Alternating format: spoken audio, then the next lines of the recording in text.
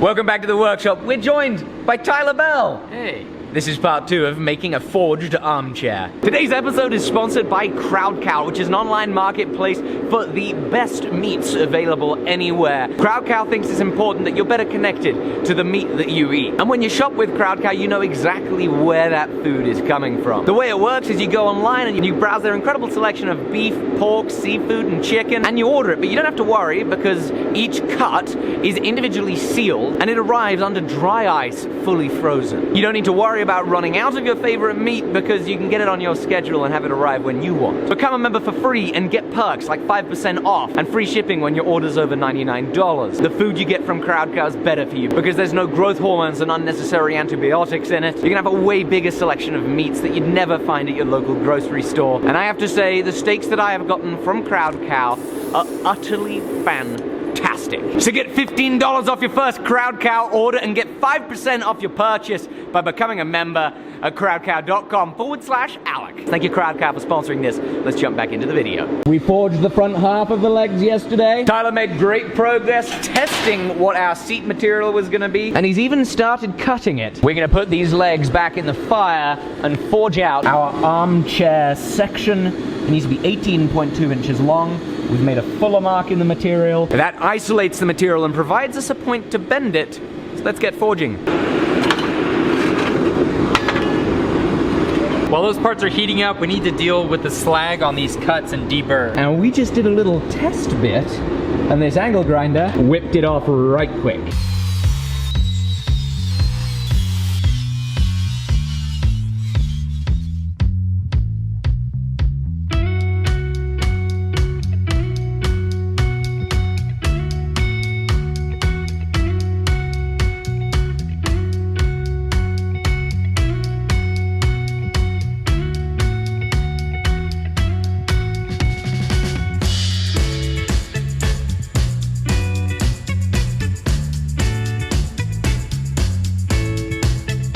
We've been making some great progress in the forge.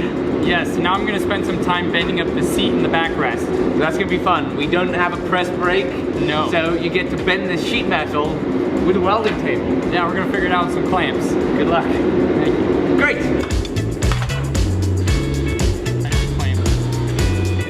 The order of operations for these bends are gonna be really tricky because of it being on a table. If this was in a press brake, it could fold up like a V without any obstructions on the side, but I'm gonna have bends curling down up against this table, so thinking ahead, I think I'm gonna have to raise this up with some blocks of steel or something.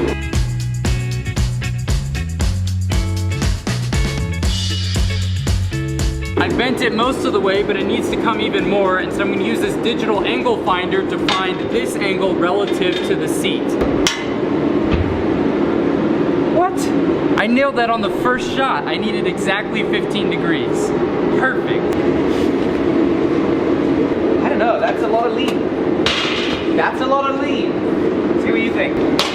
This is unsettling as could be, right? We could bring it forward just a little bit. 13.6. Maybe we just shoot for 10. Let's see what it looks like. Let's see what 10 looks like. What do you think of that? I think that's much nicer. I think that's reasonable. More like what you'd expect? Yeah. I feel better. 10 degrees, that's what I think.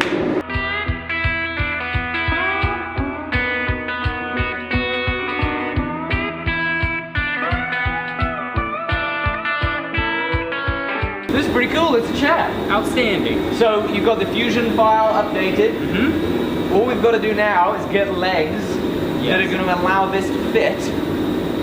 Speaking of legs, they're back in the forge heating up, so it's about time to do some more forging.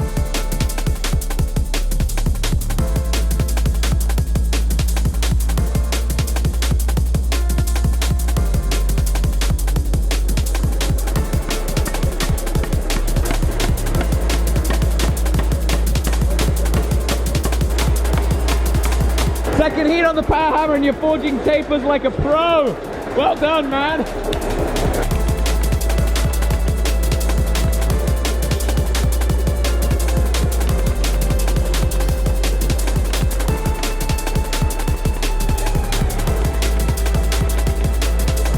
Tyler is forging like a complete pro. That's so good. You're doing great. So much amazing. fun. I don't need to make this chair anymore. It's all you. Now he's better at forging tapers than I am.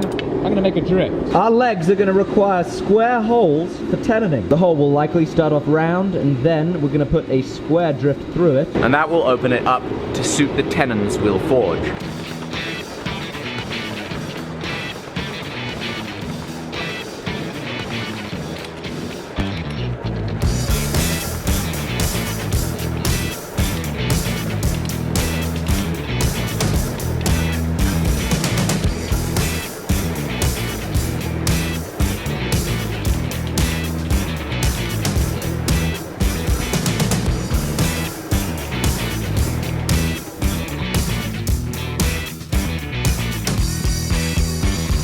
Okay, legs are forged out. Yes. The next step is punching some holes in those legs. We've already made ourselves a drift, but I want to know where those holes are. So could you give me some data?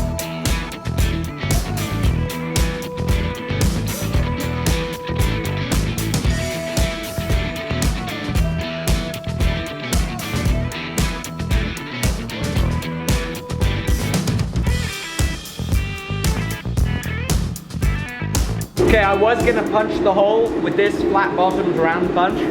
I put it over the workpiece and there wasn't enough material either side of this for it to look good.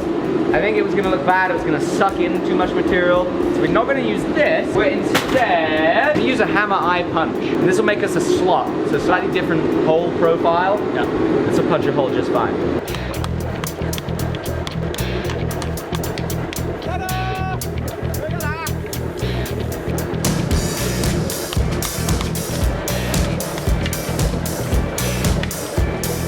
So we're gonna have to modify the drift that we made. Right now it's just square on the end. So while that stuff's heating back up, we're gonna heat the drift back up and thin the drift tip down into more of a screwdriver profile. Cool.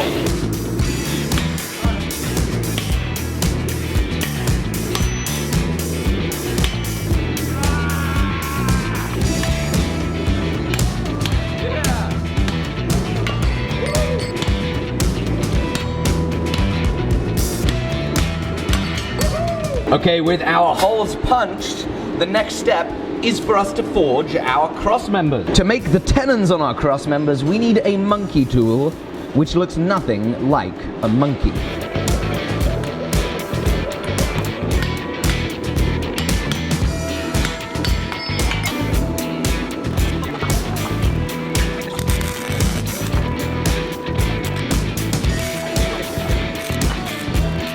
And there we go, that's a monkey tool. Can you see the resemblance, Tyler? Yeah, totally. See a monkey? I think so.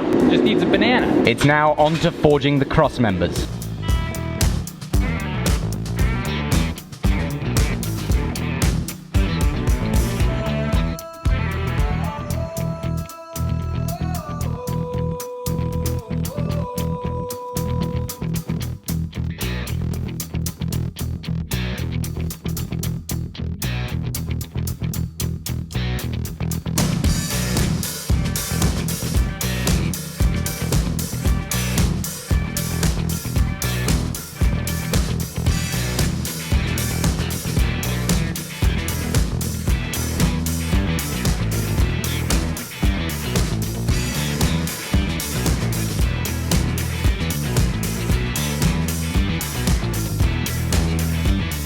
Alrighty, Tyler, we have our center section forged. It's a 1-inch octagon.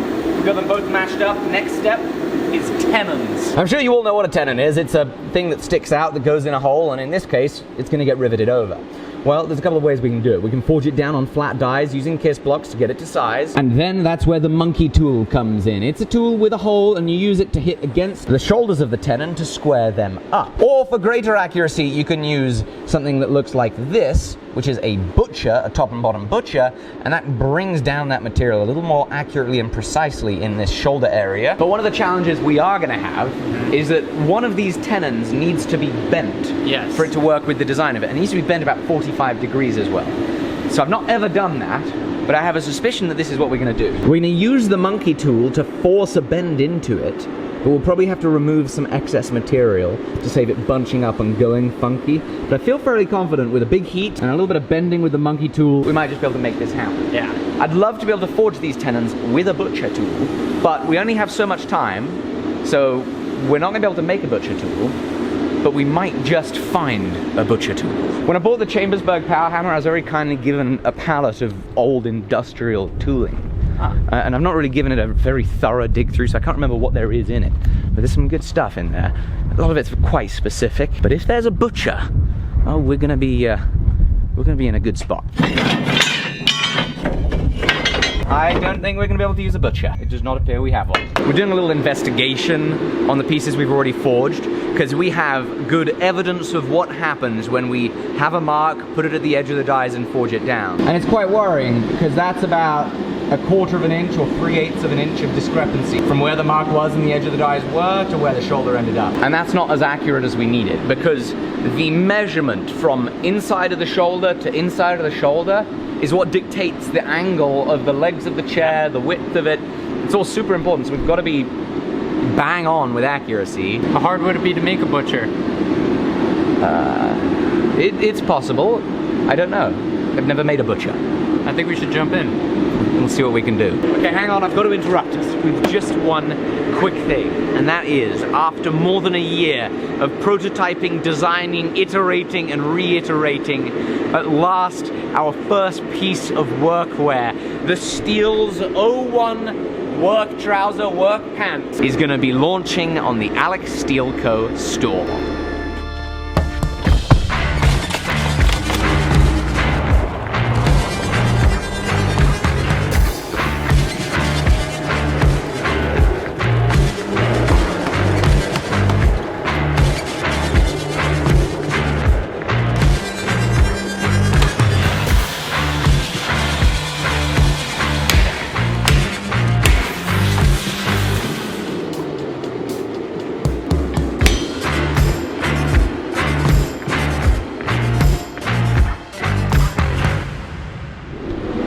I think we're going to cut apart one of our old Swages so that at least we have the spring thing covered, and then we'll make the jaws. Which one of these is fed up with existing?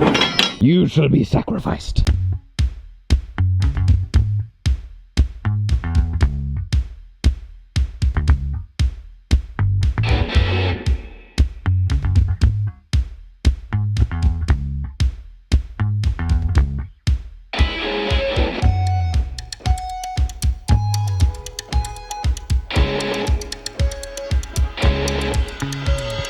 Okay, with our butcher made, we were ready to go on to forming the tenons. I had one of those moments where I said to myself, gee whiz, I don't think I'm making the right decision. Making the tenons now, before there's still more work to do on this, could mean we get the wrong measurements. These bars both are gonna need holes. They need holes because we need to be able to rivet the front and rear cross members of the seat assembly through these right and left cross members. So what we're trying to do is calculate what hole centers would we punch holes at, and given this seat, which is only about 19 inches deep, how would it look once put in the chair? And the thing that's coming to my head, what we need to do is we need to go back to the computer and we need to do some modeling.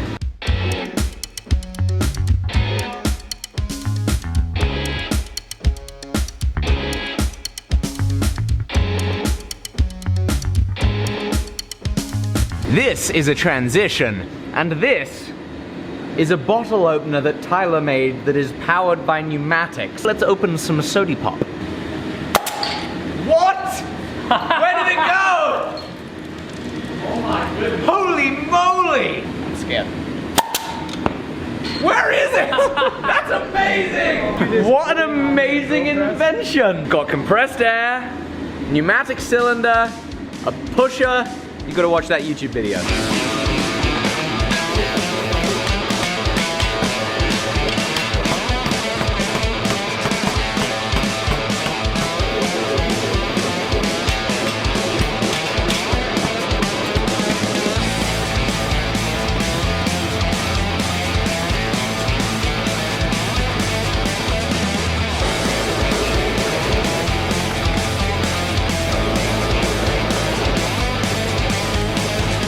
Is super cool! Angled tenon! This is awesome! Oh my goodness! The butcher tool we made worked an absolute treat.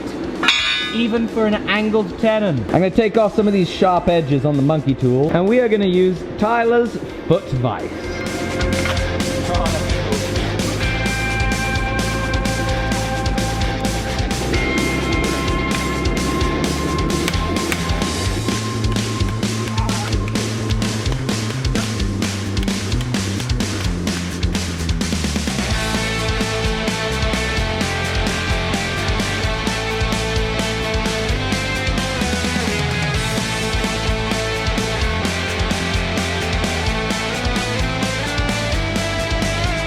We've got angled tenons. Next up are our rear cross member holes.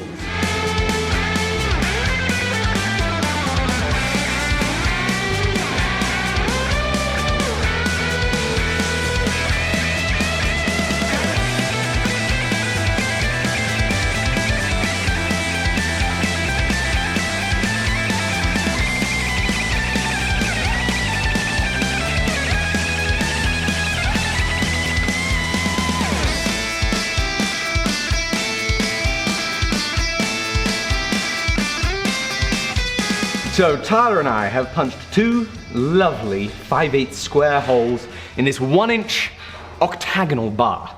Looks really good. I'm very happy with how the holes came out, but in the process of heating up the holes to get the holes going, you'll see we've developed some really unsightly scale and oxidation, and I don't like it. There is a tool called a needle scaler. It's got these little fingers that come out, it's powered by air, and it'll chip things off.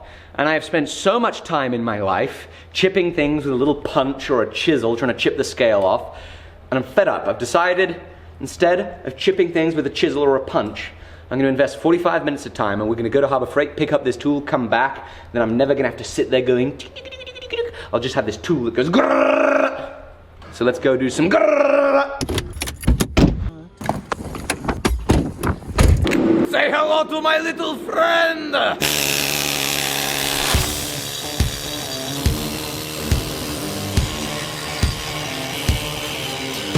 This is amazing!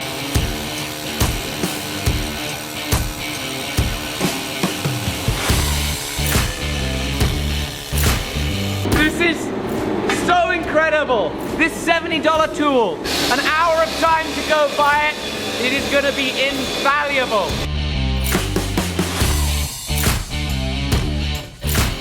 Before, after.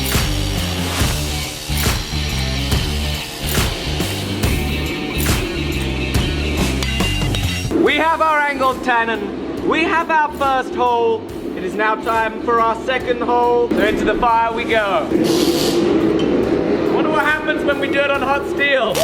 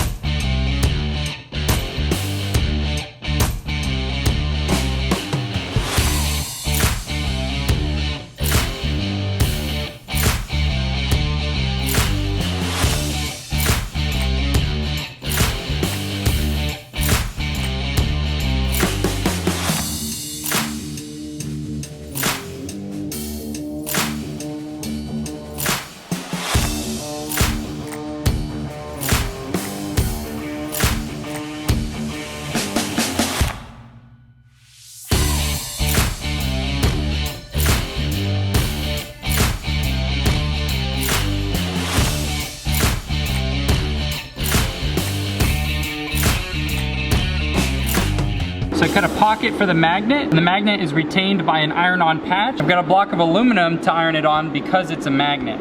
Ah, so a piece of steel wouldn't be a very good iron in this circumstance. Indeed. It would stick. I've got to give credit to Ben from Homemade Modern because he is the one who I got this idea from. Into the Paragon heat treating oven. Quick plug. We sell them. Check them out. Did it work? It's kind of sticking to the... Or is it sticking to the aluminium block? Oh. Oh, it moved again. We need to be hotter? Yeah, let's try hotter. The manufacturer said 400, but Maybe we just crank it up. Good point, Alec. Maybe I should peel the film off. There's a peel-off layer. Oh, there we go. There we go. Oh, That's wow. much better. That's fully stuck. That's amazing.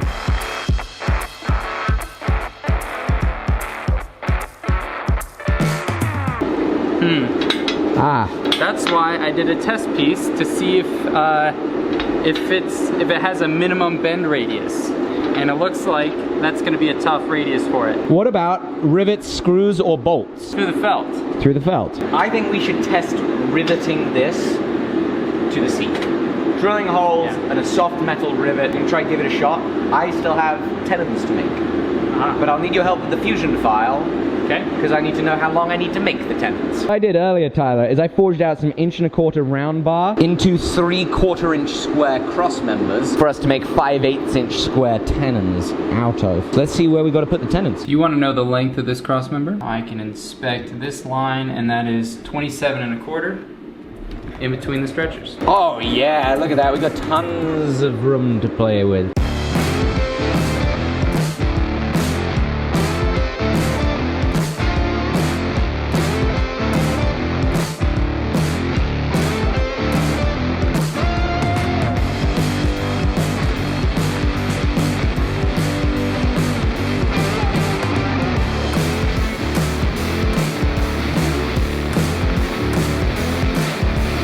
I gotta say, I'm just thrilled with how a lot of this stuff is coming out. This is a forging project that is challenging me and is making me forge material and punch some holes again. And so I'm just so grateful that you come out and helped us out with this, Tyler. Thank you so much. Thank you so much for having me, man. I hope that everybody goes and subscribes to your channel because it's extremely underrated. You're at the beginning of your YouTube career, and I cannot wait to see the great things that you do. So folks, please go subscribe to Tyler Bell Makes. And if you don't subscribe, at least watch a few videos, because you're going to get a feel of the amazing things that he makes. Thank you for watching. Let's thank our sponsor. Get $15 off your first order with CrowdCow at crowdcow.com/Alec.